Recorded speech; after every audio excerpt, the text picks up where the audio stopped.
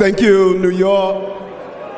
As we honor the life and times of Dr. King during some of the most difficult moments, when the civil rights battle was on the line, Dr. King wanted the ball in his hand, and he gave his life to ensure that our country would be a better place for all of us.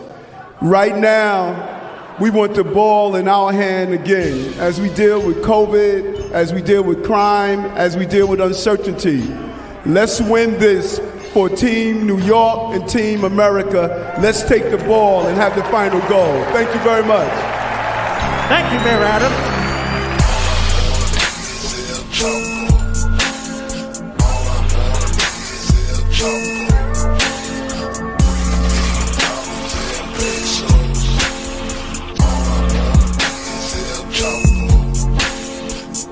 Greetings, friends. Hello, it's Chapo, coming at you on this Martin Luther King Day holiday. We're all California dreaming right now. Back in the same room. I can feel my brothers. I can sense them. I can feel their vibrations, take in their sense, and embrace them in a masculine embrace.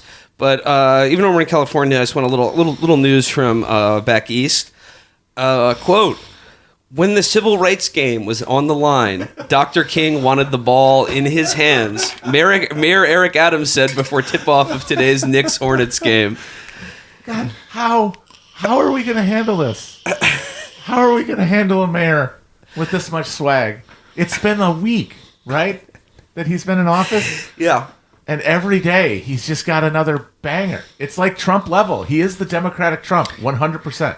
Yeah, no, the same thing with Trump, where any input into him, no matter what it is, whether it's Martin Luther King Day, no matter if it's the question, do you live in New York, whatever, anything you put in is going to come out funny because the way they make the sausage is so fucking weird. And you, like with Trump, you can't really figure out how he got there. No. Like, we'll never know why Trump said, this hurricane is one of the wettest we've seen from the standpoint of water. And we'll never know. We can like kind of figure it out, like using context clues, like backwards engineering his sentences. With Eric Adams, it's like, okay, I guess he saw he was at a basketball game and was like, oh, Martin Luther King, basketball. But then his sports analogy isn't even like really specific to basketball. No. It sounds more like a football one. Yeah, I do agree with him though that, you know, if it's the fourth quarter of the civil rights game, Mad Dog, if it's the fourth quarter of the civil rights game, I want the ball in the hands of Martin Luther King Jr. I'm sorry. He's just, those other guys, your Malcolm X's, your Stokely's Carmichaels, you're talking about chokers there. I want it in the hands of Martin Luther King. Of course, the problem is you might have to worry then about the FBI issuing a rough technical.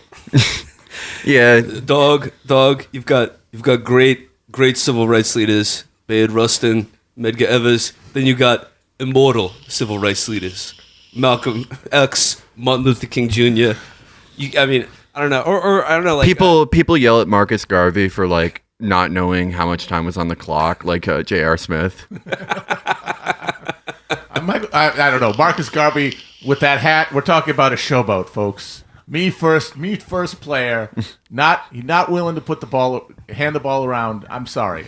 Dog, I've first time, long time here. You know, I'm tired of hearing all the praise from Martin Luther King Jr. He got only Mickey Mouse rings. He was supported. He couldn't win the title. Couldn't win the Civil Rights Act without Lyndon Johnson at center. They had to build a dream team around him. He's a fraud. Yeah, he did not focus on fundamentals. Like all the sports Twitter people's nicknames for civil rights leaders, like they call like if you're not a Malcolm X fan, you call him Malcolm XX because he's a girl. Martin Luther Queen. Yeah, that's it. Yeah, we need to bring like the Le Bitch, La China, La COVID nickname convention to everything. Yeah.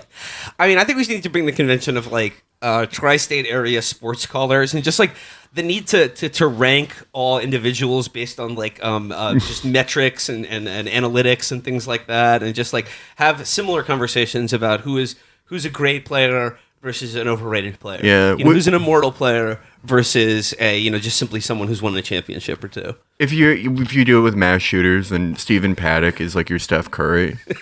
You're like, he's just the best at the long distance. I mean, numbers don't lie. Yeah, numbers don't lie. I'm sorry. Am I going to have to be the one to say it? Paddock's a choker. He was up there. He had an hour to be shooting. He fired for 10 minutes. He had all those guns. The numbers are way worse than they could have been. He did not meet his potential, okay? That's all I'm going to say. All the Columbine guys are like the people who can't let go of the 90s Bulls.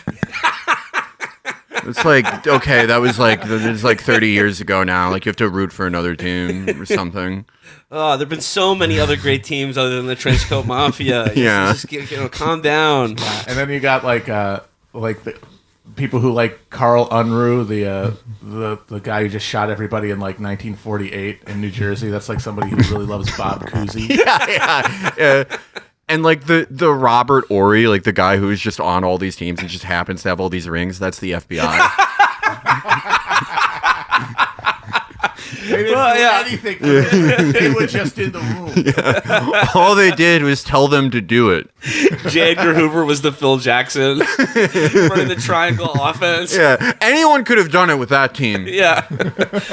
Well, it is Martin Luther King Day, so a periodic reminder that he was 1,000% assassinated by the U.S. state. Absolutely. That one is not a hard one. But like, as we like to say, everything's different now, and that's when the FBI was bad. Yeah. And now they're good. Now they're charging the bad guys with sedition. Yeah. They're doing good work.